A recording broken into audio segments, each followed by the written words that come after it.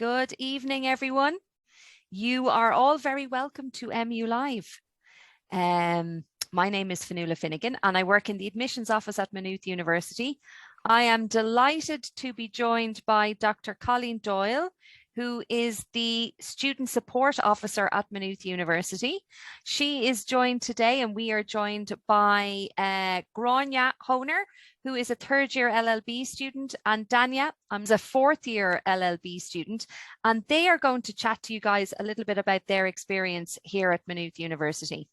The session is being recorded, so if anyone would like a copy of tonight's session, you can just email admissions@mu.ie and I will get that to you, or you can email myself, fionnuala.finnegan@mu.ie.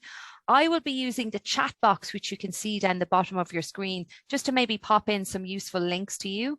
So you'll be able to get those there. If anyone has a question for us, and I really do hope that you've lots and lots of questions, because we'd only be delighted to answer them for you, you can use the Q&A box, which is also down the bottom of your screen there. You can see it.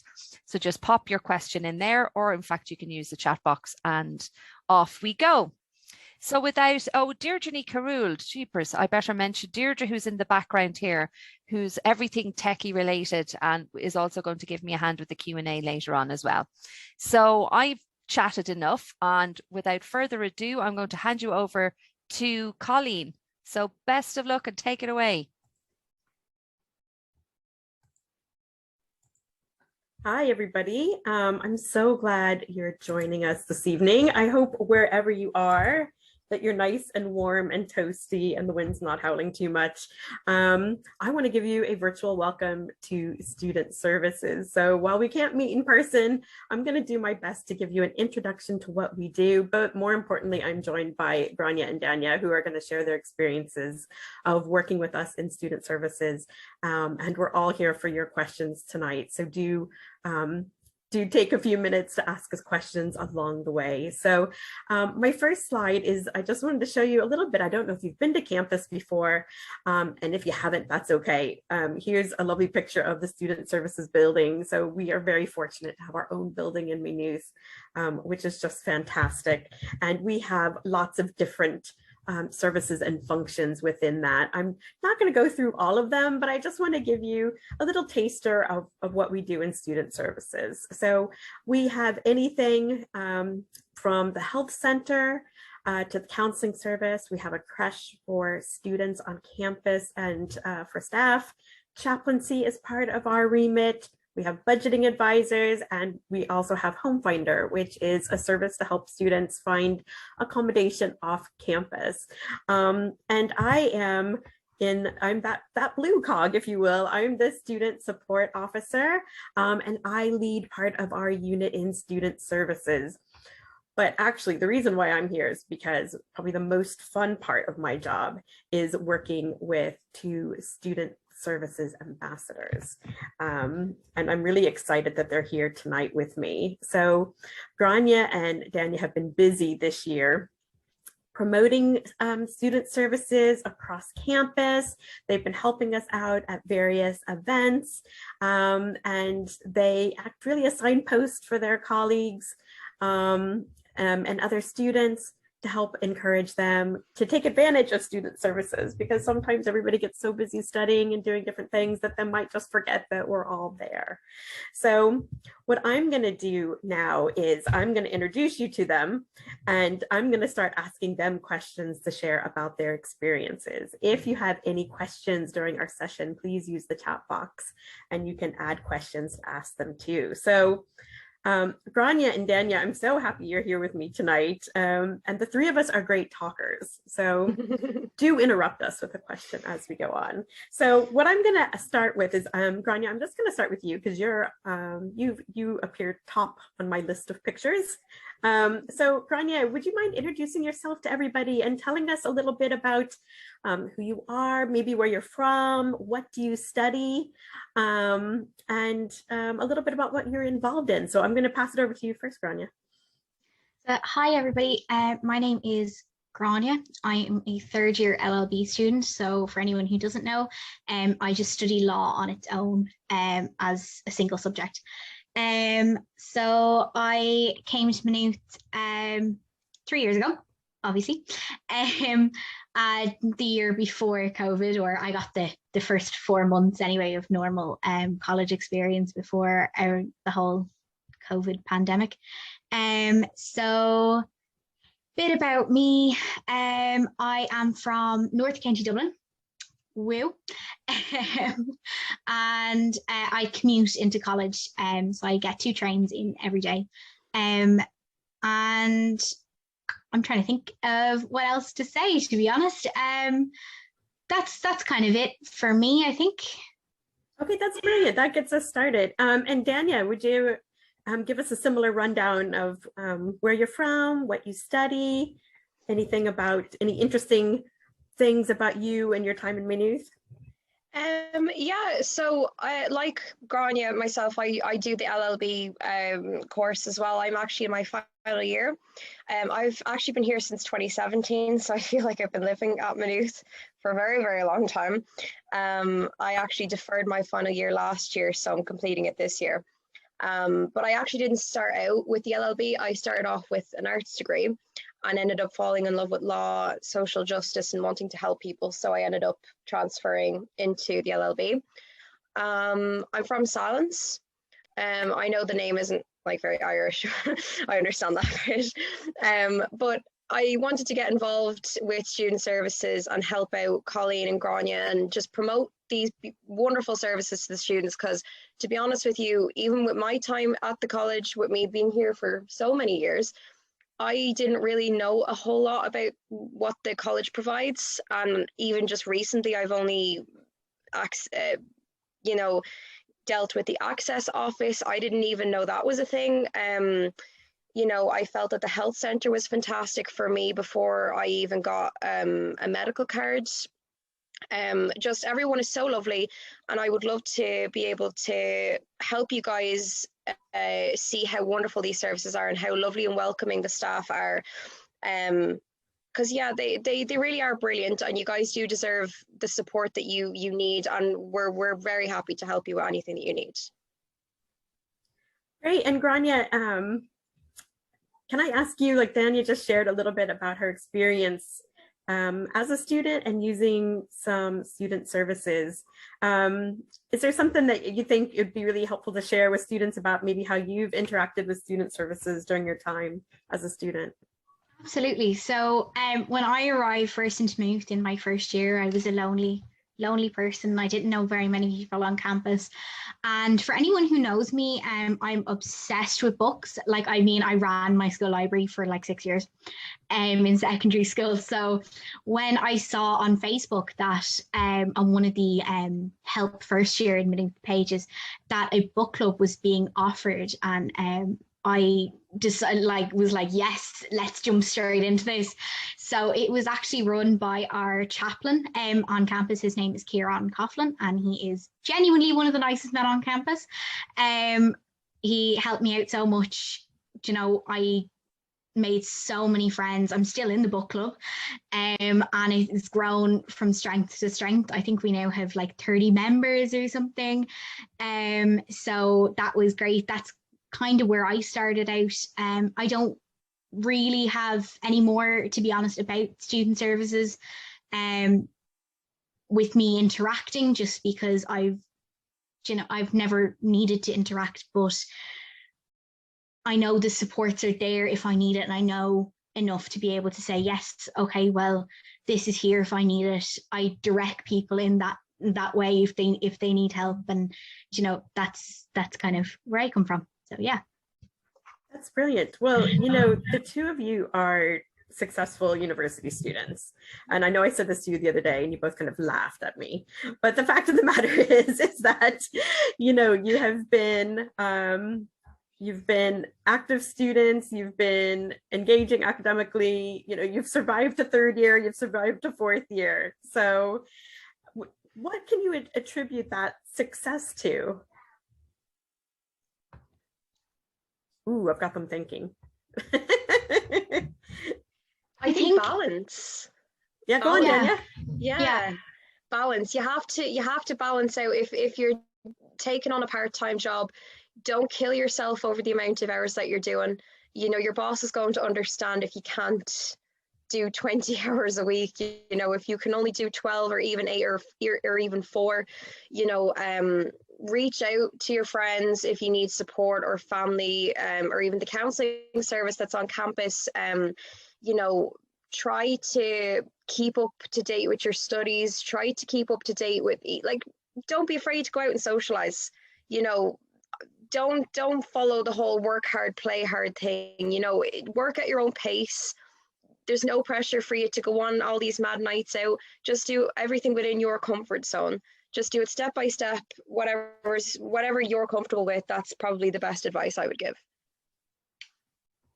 I'd be on the same wavelength there. My big thing was getting a support system in place. So I made tons of friends, and I didn't make them straight away. It took me a couple of months to make those friends. And to be honest, my best friend in college now, we actually met because I interrupted one of her conversations outside of a lecture one day. And anyone who knows me, that's not a surprise. But like, it's having that support system, but also it's not, oh, well, I have to go to this lecture and I have to go to this lecture and da da da da da da. It's finding time for yourself, finding time to be able to sit down with people, have a cup of coffee, get out the stress of the day. Because sometimes college can be pent up and it feels like so much and everything is on top of you. And it can be very overwhelming and can be very isolating. And it's just for you to know, right, well, there's loads of clubs and societies, there's loads of places where you can go to make friends, and they don't even have to be in your course. I have so many friends in different places around campus, and like, I'd see them and I'd be like, oh, how's your day going? And it just kind of makes you feel a bit better about yourself because you've maybe helped somebody in their bad day. Do you know what I say? You know what I would say as well, actually? Be in tune with your body. Get in tune with your body. If you feel like you're getting really stressed out, it's time to stop. You know, when it's your time to say, have your lunch, don't eat your lunch, you know, the same time you're doing an assignment. You need to take little breaks in between. You know, get in tune with yourself and say, look, if it's not for me, it's not for me. Like, for instance, I deferred last year because my body was shutting down with the stress. I couldn't handle it because third year was very difficult for me. And I chose to take the year out to just unwind, relax. Now I'm back in final year and I find myself a lot more willing and a lot more calm to be able to say, okay, it's not the end of the world. It's only final year. You can get through it. That's another big thing as well. Just keep listening to your body and keep listening to your mind. If you feel yourself getting worse, come down, come back and say, okay, I need to sort this out. You know, I bet there's a lot of people on here tonight who are possibly in a really stressful situation. You know, they're thinking about the leaving certificate, and there are a lot of probably what ifs, and how is it going to be delivered and everything else. And the two of you have definitely, survived that. And you've talked a little bit about how you manage stress. Like, what tips and advice would you have for, people on the call with us tonight about managing those stressful situations? My advice would be I have two pieces of advice really. My first one is have something that you can take a step back from studying. So when I was doing the leaving cert, I played GA and I'm in the Scouts. And that was my big thing. I used to just, when I was going to GA, when I was going to the training, I just drop everything. I'd just be like, yeah, I'm done for the day. Bye, see you later. And I'd go off. And then the same with the Scouts. I'd meet every Thursday, we'd, have our little meeting, and then you come back and you just feel refreshed then for the next day. And my other piece of advice is I love to-do lists. And I think they're just great because at the end of the day, you can just tick off everything and you're kind of looking and seeing, right, this is what I've done. And I found having multiple to-do lists is actually helpful. So a short-term one for like what you want to do during the day, and a long-term one is if, right, well, I have this subject to do, I have this subject to do, this subject to do, and this subject to do. I just feel it's great and it's mentally relieving when you can just tick off something and say, I've finished chapter 1 in biology. So. Yeah. What about you, Dania? Do you have any insights on your own experience as you applied to college and now that you're in, about managing stress? Do you know what? I didn't manage stress very well during my leaving cert at all. I was in therapy for a very long time as a kid and a teenager, and I made the stupid mistake of ending therapy while I was doing my leaving cert in 2017 because I thought, oh, I don't have time to go to therapy because I have to study for the leaving cert. And yeah, it was just a very tough time, and that was a very big risk for me to take, because after that I felt, well, I don't have time to worry because I have all this work to do, all this studying and assignments to do for school, and it was very bad. But it took me a long time now to figure out how to manage my stress properly. I'd say dabble in a few little things, take it upon yourself to, maybe try meditating. It doesn't work for everyone. It doesn't work for me personally, because I'm the type of person that doesn't like to be told how to relax. I like to do it in my own time. But you could try yoga. You could do what Grania did and take up a sport. Do something active. Do something with your hands. Do something practical.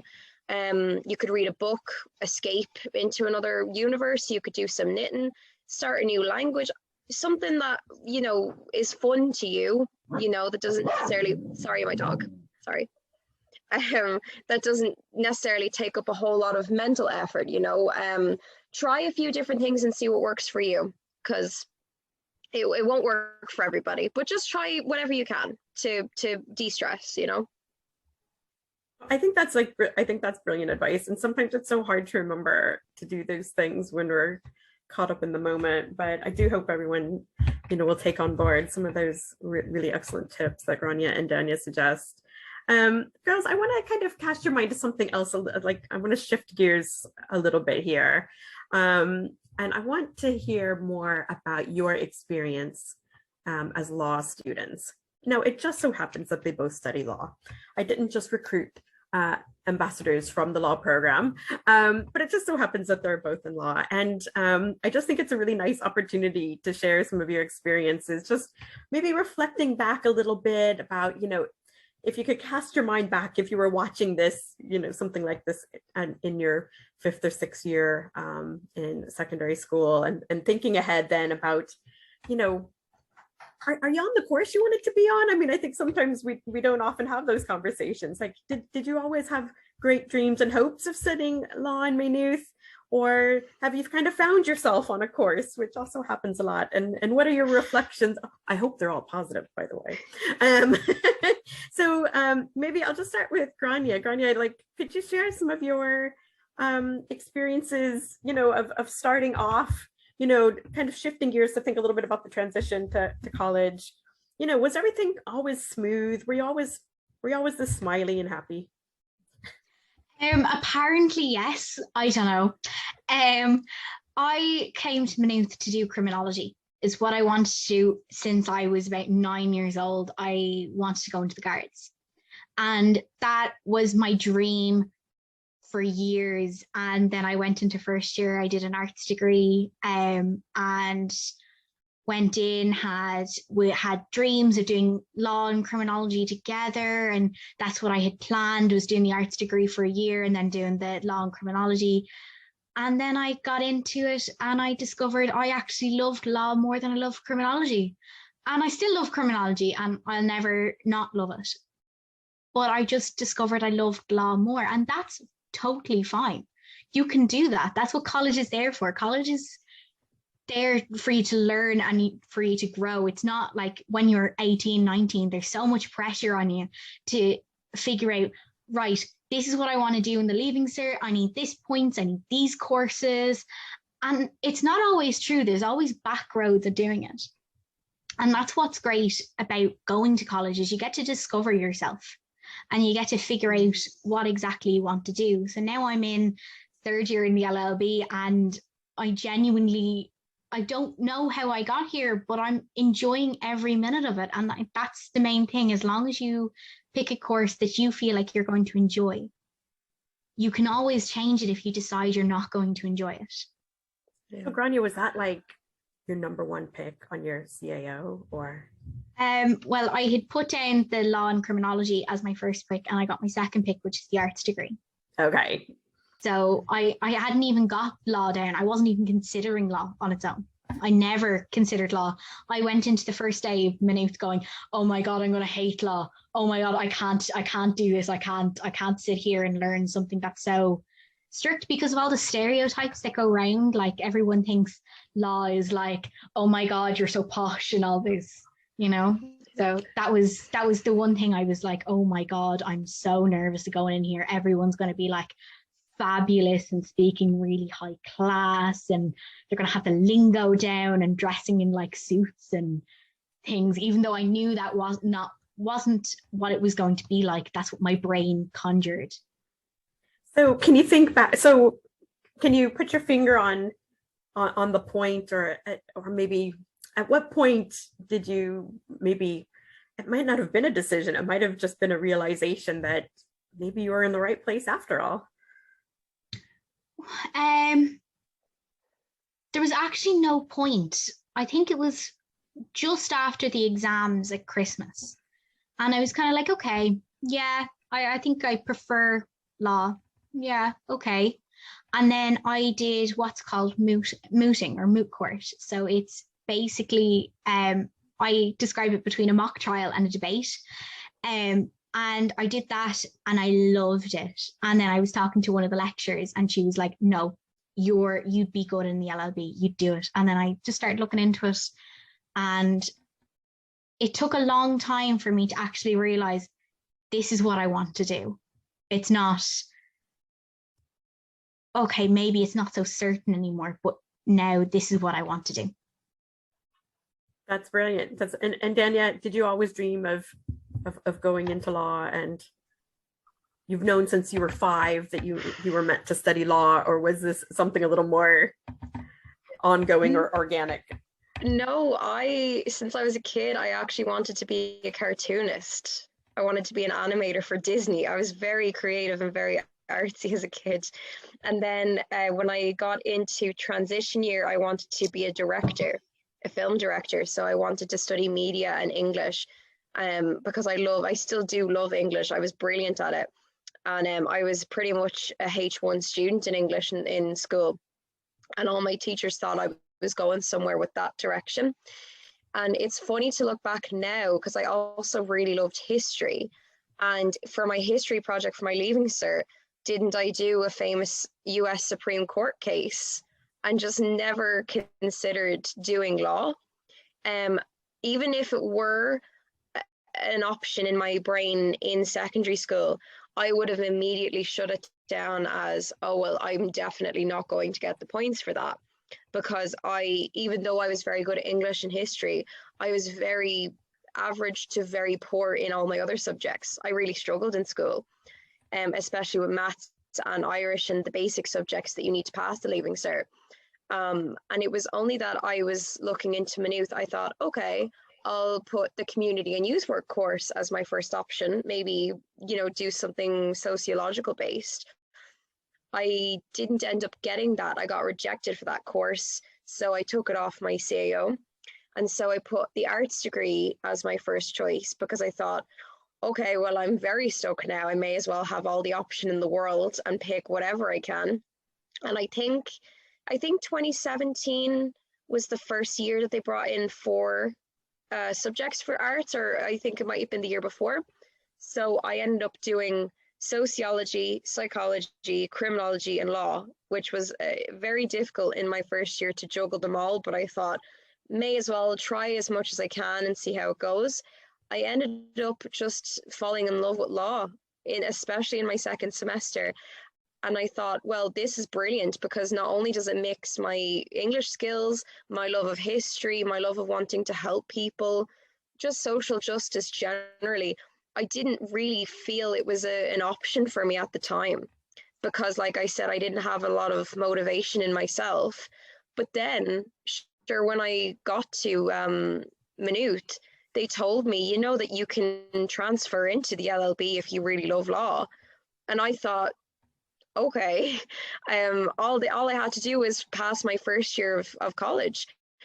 All I needed was 40%. So I thought, okay, brilliant. And I thought maybe, I would be kind of seen as a bit of an outsider because I didn't get the points like everybody else to get into the course. And I thought maybe my course would be significantly different to other people's because I missed out on the first year. I only did single credit law, not even double credit. But it managed to work out in the end because now I've officially caught up with everybody. And I ended up in a course and loving it, at the same course as other people who got 100, 200 points more than me. So there really is a back door to everything.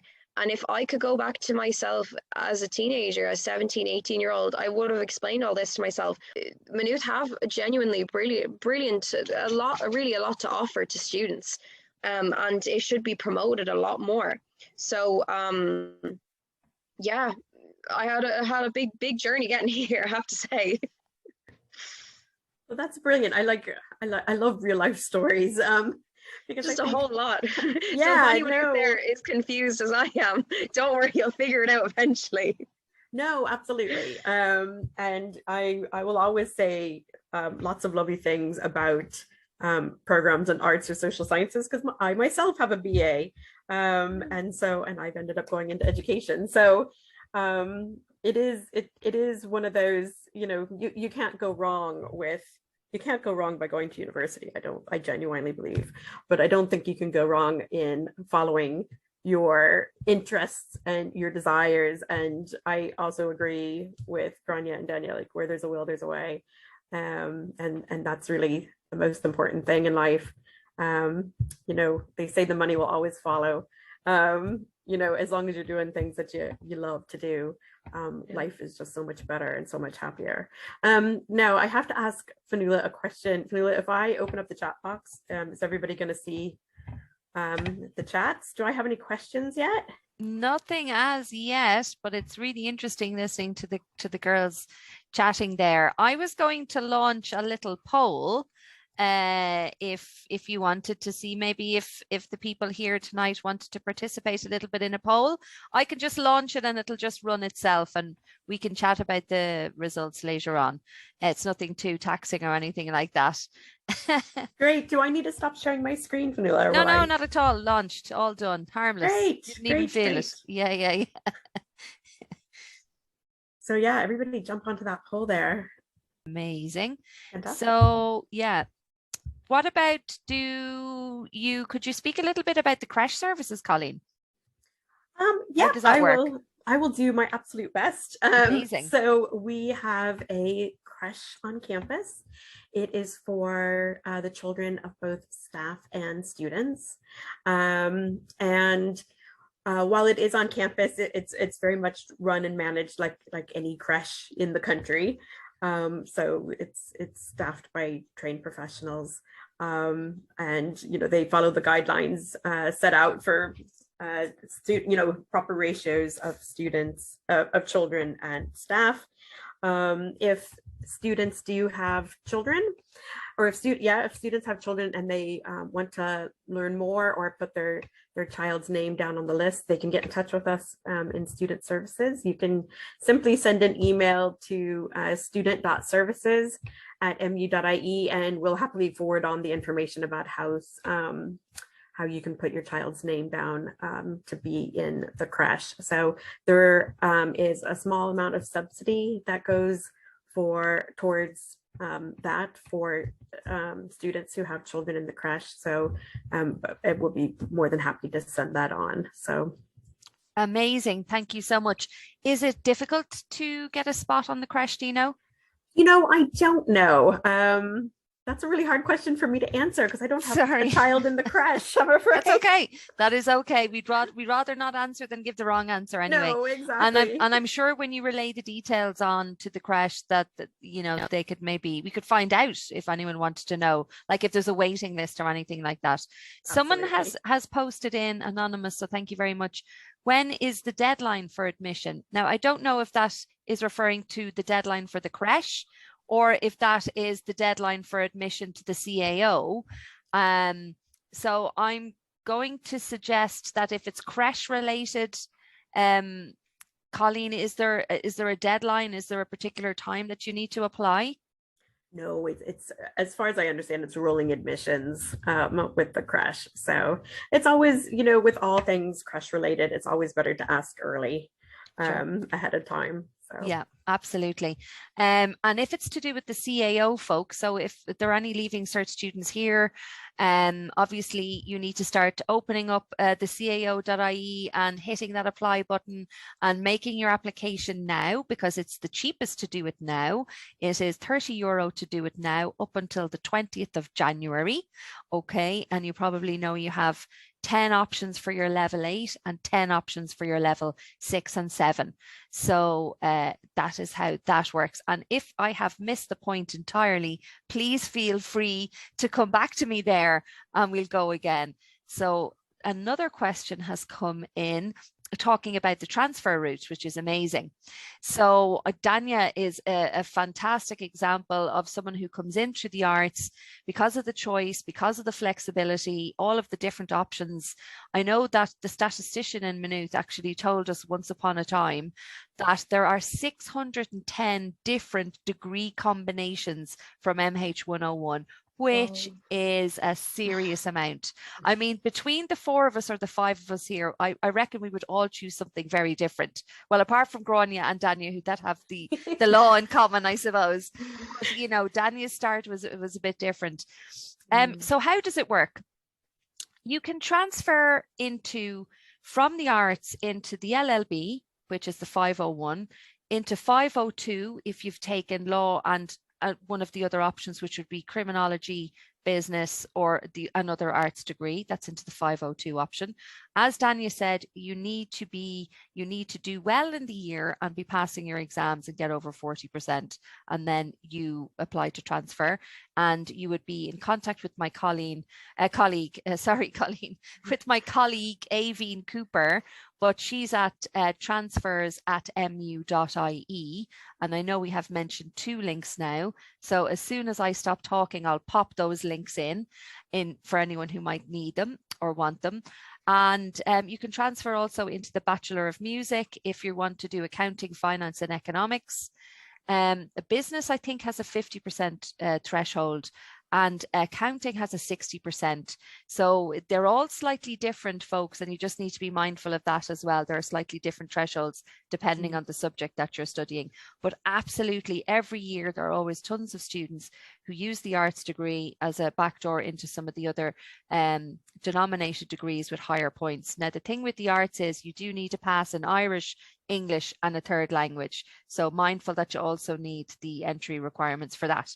So can you talk about the counselling service? Do students have to pay for it? Thank you very much. The live is amazing. Well, thank you very much. So Colleen, who can I leave that to? You can leave that with me if you want. Amazing.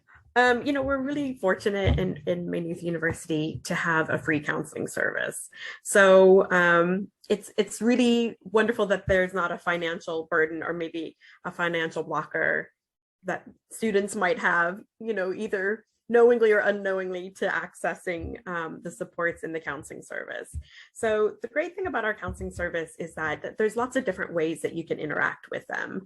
You can request a one-to-one meeting, which is wonderful. That's what we all traditionally think of when we think of counseling. But the counseling service also runs a series of workshops each semester. And, in recent times, those have been online. So the really nice thing about workshops when they're online is that you can go to them if you're feeling a little shy or a little conscientious about maybe being seen or saying the wrong thing or what have you.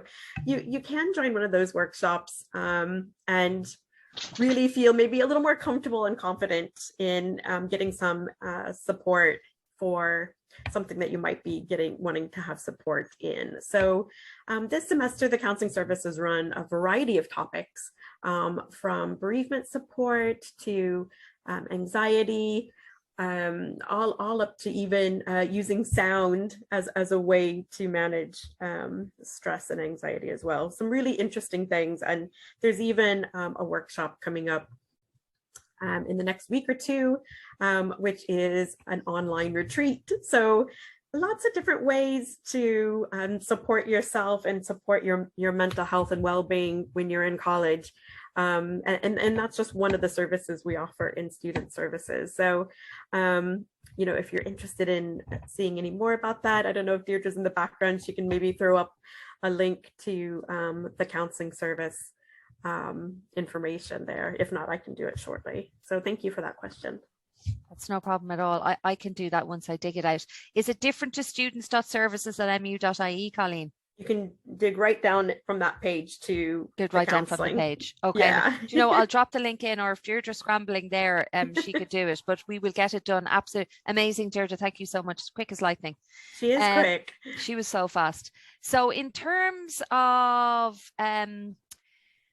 astronomy and different routes and languages, how can I apply from scratch? So a lot going on in that question there, Sarah, but thank you very much. We have a degree called Physics and Astrophysics. It's a 4-year degree. It's part of our specialized science degrees. And I'm just going to get you the code now. I used to know these off by heart, but because I'm not attending as many exhibitions, I don't have them rolling off my tongue as once upon a time. MH204, okay, is our physics with astrophysics degree, 4-year degree, points are around the 422. You need an 04 H7 maths and a science subject, okay? Yeah, a science subject from your leaving cert. So that's the physics and astrophysics. Languages, we have an amazing new degree, okay? Business and languages in the 404 suite, or 409, okay? MH409. Business and languages. The lovely thing about this is you don't need to have either business or languages in your leaving cert, okay? They do recommend you have an 04 H7 mathematics, but you don't need to have a language. You can take beginners French, German, Spanish with your business options.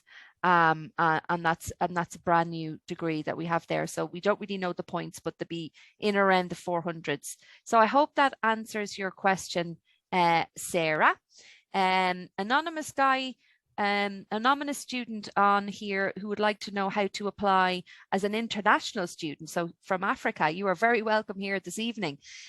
You need to contact our international office because it's not a CAO application that you make. So anyone in Europe makes an application to the cao.ie. If you're outside of Europe, you need to make a PAC application, but we in our office are not responsible for that. So Deirdre might pop in the link to the international.office@mu.ie and you can contact them and see how that works. I hope that's okay. There's another question. No, there isn't any. There aren't any other questions in there, but they are fantastic questions. So do keep them rolling in. Let's just have a look. Okay, so the poll, can you see the poll, guys? Or will I read it out to you? I was just curious to know how many people had heard about student services at Maynooth before MU Live tonight. 70% had not heard. Okay. 30% had heard and no percentage had obviously didn't know. So amazing. Now you're all going to go away this evening much more informed on the process. And, you know, I think what I've heard, you know, reiterated from the girls is you don't have to suffer in silence, that there are lots of different types of supports available to students at all times, but that you need to kind of reach out. I suppose that's the scary part, is making the first step there in reaching out and asking for help, you know, and a kind of admitting that you need whatever help that you might need in the first instance. So I'm going to end that poll there. If I'm talking too much, interrupt me, okay? But we do have some other questions coming in if you'd like to, oh no, that's just a thank you. Grand. And then someone says, are people allowed to go around campus and have a look, or do you have to get a pass? That's an amazing question, Leon. Currently, let's just say you were interested in a particular subject like business or law, like the girls. You can actually book a small campus tour for up to 5 people with the particular student in that degree area. My colleague who is looking after it at the moment? We had a few people sick, so it's kind of chopped and changed. I think aveen.cooper@mu.ie. She's responsible. You can book a campus tour with Aveen, and you can go around. So if you had one or two friends and you wanted to have a look on campus, you absolutely can. But let's just say you were parking in the car and you had the dog in the car, you can absolutely get out and walk the dog around the campus. There's no problem at all. Or if you're in Maynooth, you wanted to grab a coffee, of course you can walk around. You don't need to pass at all. But if you wanted to have maybe a bit more in-depth look, if you were interested in a particular degree, we do have students who go and give you a proper kind of a tour, and we'll chat a little bit about their degree area if that interests you either, Leon. So thank you very much for that. Yeah, Fanila, can I jump in there? Of course you can. I think that's a really excellent question. I'm so glad somebody asked that, because I think oftentimes when students are thinking about, filling out that CAO and doing all that stuff, that, they often are thinking of, points and getting in somewhere and everything else. But so often, Dr. Colleen meets students in first year who say one of two things. They always do. And it's either one, they are surprised. I don't know how. They're surprised at the course they picked. Okay.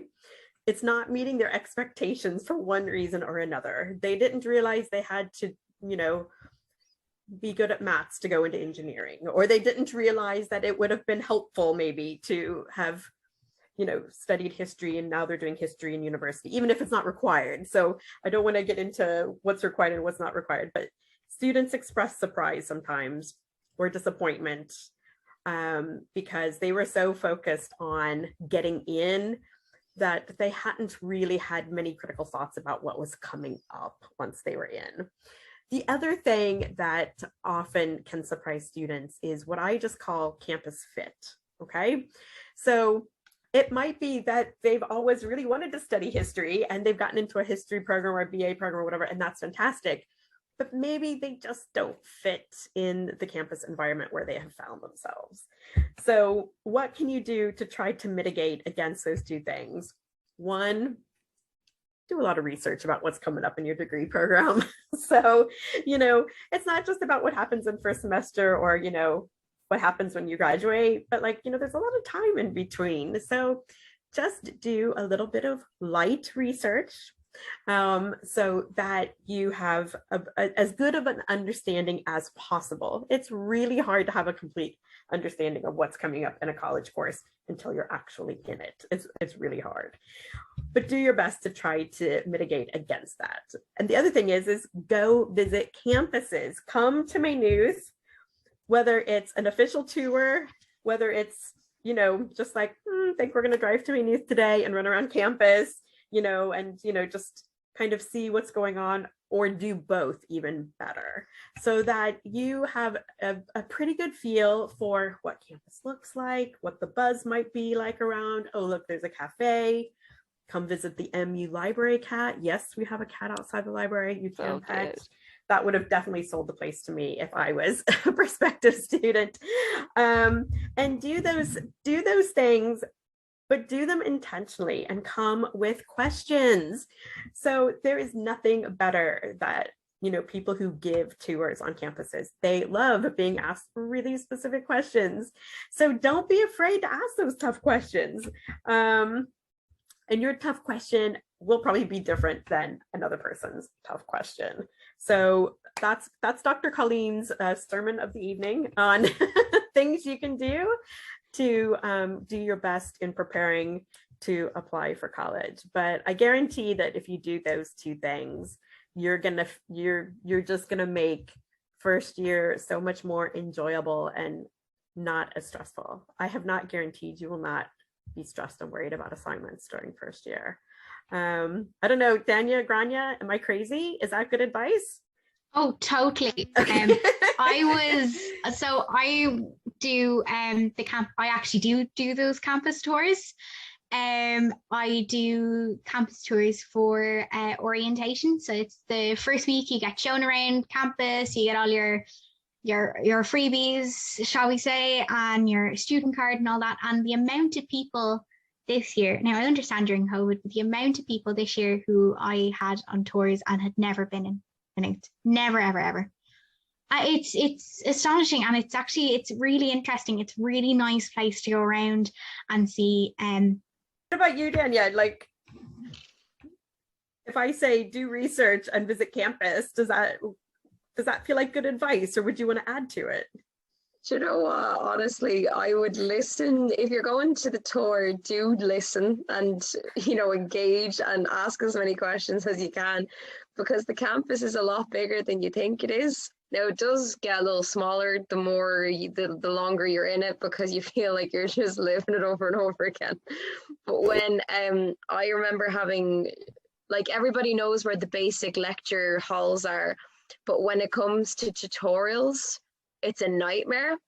I've been to so many tutorials where I've had to look it up on Google Maps before I've been, because I'm like, I've never heard of this building before.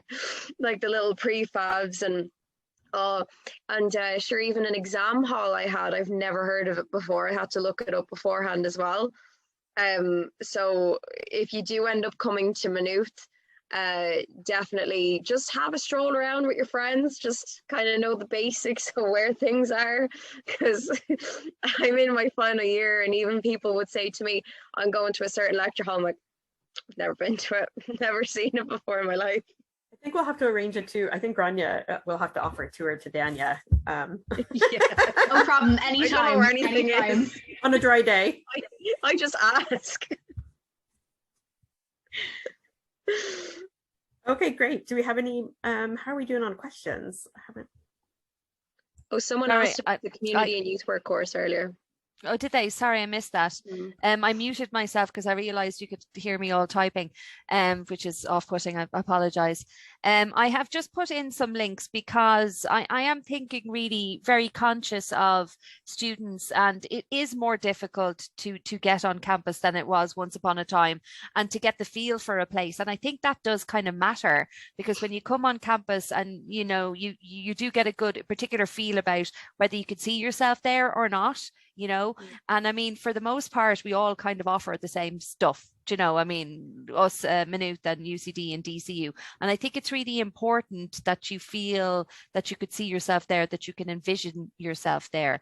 Also, I mean, really open days. I know they're online and it's not ideal, and we're online and it's not ideal. We'd rather be seeing you all face to face. But, you do get a lot of information at evenings like this. MU Live, we run bits and pieces, and next week we're having an MH101. So anyone here who wants to know about MH101, who wants to know about the transfer routes in a little bit greater detail, my dear colleague Kay Mitchell will be giving that talk. It's the same link as for tonight.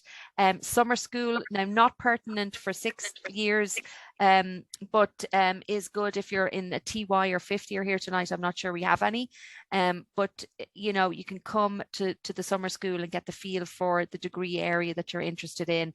And really it's all about doing, because when you do, then quite quickly, yes, that's for me. No, allergic. I don't think I'm going to pick that after all, So yeah, that's that. And I've put down the registration for our CAO information evening. Another evening, it will be virtual, but again, little mini talks on all the different degree areas.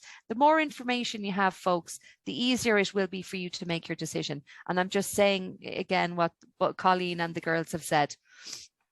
Is student services also for PhD students? Yes, absolutely. So student services is for any registered student on campus, whether they're an undergraduate or a master's or a PhD student. So doctoral students are more than welcome to come approach us for support and advice. Amazing. Thank you so much. That's excellent. Does anyone have any other questions for us, folks? Are there any other topics that you'd like to chat to us about today?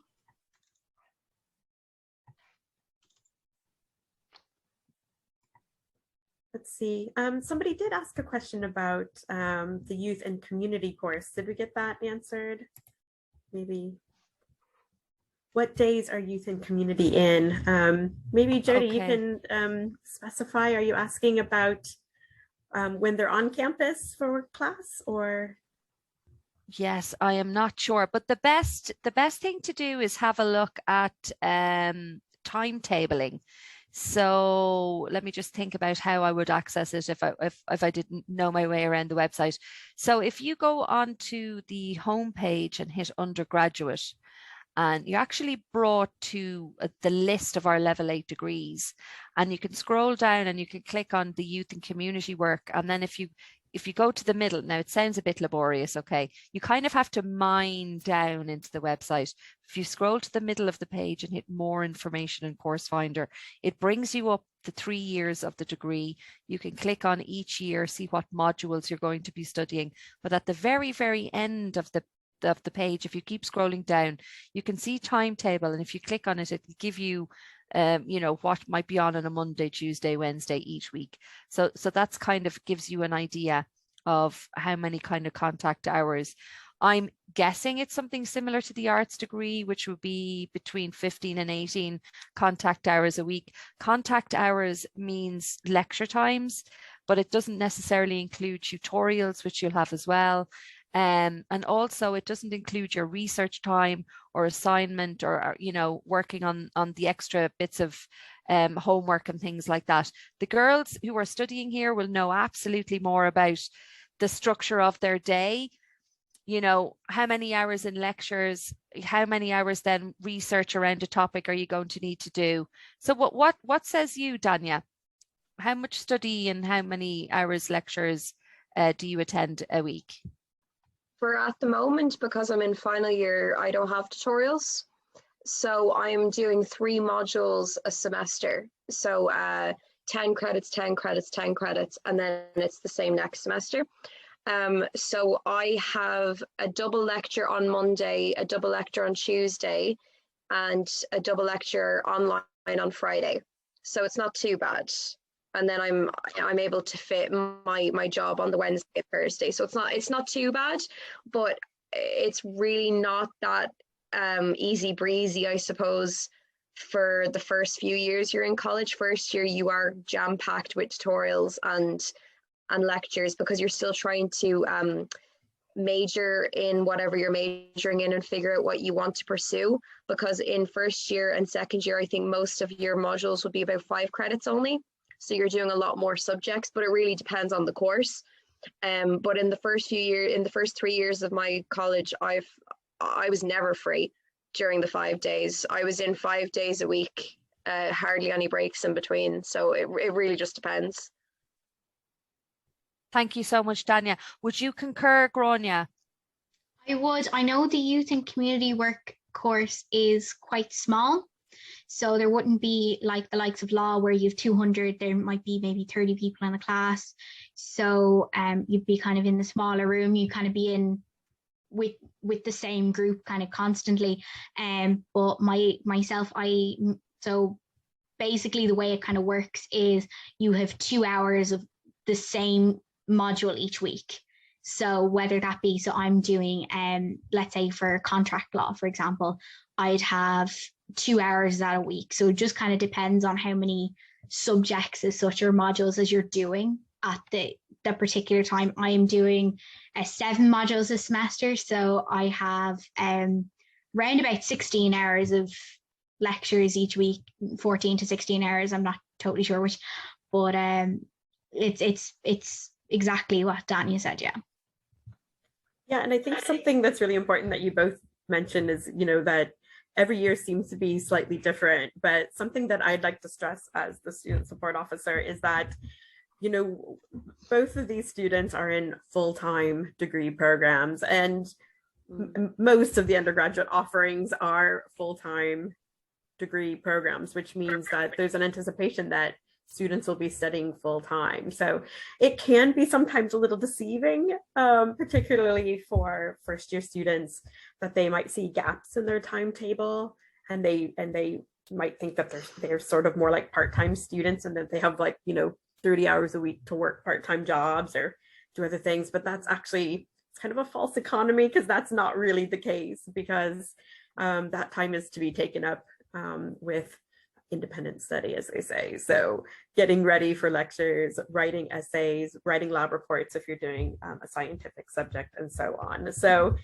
it's just a really important thing to consider, is about financially planning for university. And we're fortunate in student services in Maynooth that we have 2 student budgeting advisors. So, when students find that they are doing too much work, and grades do suffer, it's good to know that you can come into student services and talk to one of our student budgeting advisors about, if there's anything that they could do to either qualify for financial assistance or just get advice about trimming down part-time work, just so that grades don't suffer, because there's really one shot at college, and it would be a shame if someone couldn't work to their full potential because of part-time employment. So yeah, absolutely, I agree.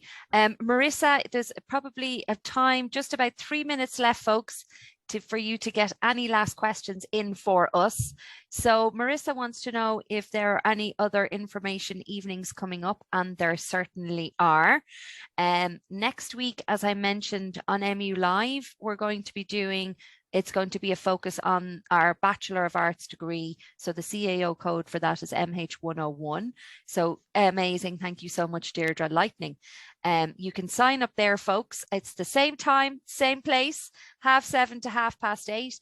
We'll be here going through the structure, the transfer routes, all of the different subject areas, what they are, what they mean for you, and any questions that you might have on that. We're taking a break then for Christmas, so that's the last one of the new year. We'll see you here in January. Probably going to be something like placement office and maybe a GAA scholarship, not 100% focused on that, but I'll know more about that at the end of the week. And then next year, then 2022, we'll do budgeting, and they're great girls and student services with the focus on budgeting. Last year we did that, it was excellent. Equally good as this evening. We're doing accommodation, different degree areas, maybe entrepreneurship. So keep an eye on the webpage. Most importantly, we have the CAO information evening on the 12th of January. I have dropped the link in there. Also, fingers crossed, folks, few prayers, whatever they may be, for an on-campus open day in the spring. Would be amazing to see everybody there on the 30th of April, all going well. And there'll be lots of other bits and pieces in between, no doubt. So yeah, I mean, we're on all of the socials.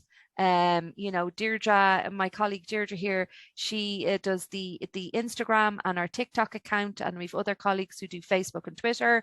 So we're just everywhere. You can contact us at all times, basically. Thank you, Deirdre. That's amazing. Does anyone have another question, or would anyone like to leave with a word of wisdom? Thank you so much. A nugget of inspiration for us as we go forth into the evening. Does anyone have anything? Sorry, that was a bit of a tall order. Well, I do want to just say thank you very much for joining us this evening. And when you do come to campus, whether it's part of an official tour or you're just having a casual nose around the place, please do call into the Student Services building. We'll be happy to say hello and to show you our facilities. And I do wish everybody the best of luck as they venture forth with their academic careers. Yeah, and yeah, keep yourselves safe, folks, and best of luck with your study. And thank you so much for joining us here this evening. And thank you, Dr. Colleen Doyle, and to Dania, Atea, and Grania, Miss Grania Honer, for giving up your evening to us. Really, it was so informative, and our session was made all the richer hearing about your experiences. And also to Deirdre there, who I keep forgetting because she doesn't have her little face there, and I keep apologize for that. So listen, we have reached the hour mark, and I'm a stickler for timekeeping. So I'm going to say good evening to you all, and do get in touch, admissions@mu.ie or students.services@mu.ie if you need to follow up with anything, folks. Take care. Bye. Bye, guys.